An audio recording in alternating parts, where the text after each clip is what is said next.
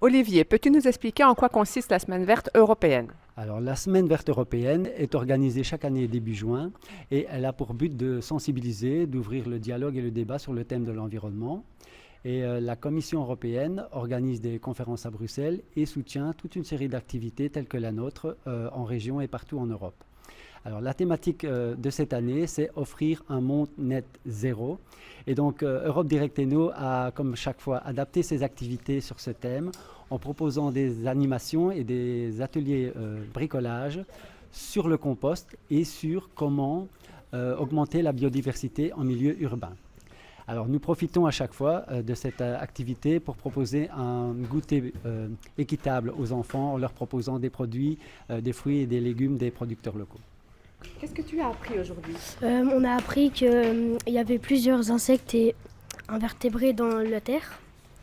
On a appris la chaîne alimentaire du compost.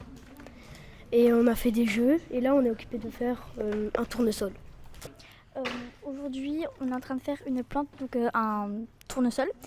Et du coup, on a mis les petites graines, on a mis du terreau, on a fait un trou dans le terreau, on a mis une graine et après on a rebouché.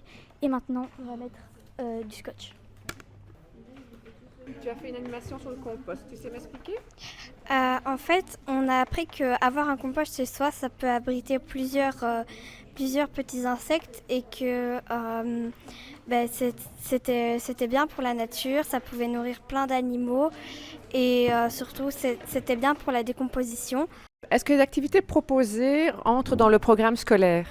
Tout à fait, c'est la découverte du vivant, la réalisation du compost, protéger son environnement, c'est tout à fait dans l'air du temps. Et est-ce que les enfants sont réceptifs à ce genre d'activité?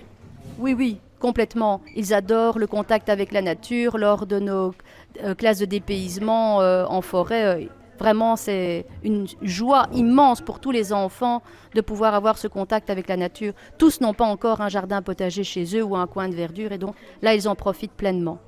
Merci.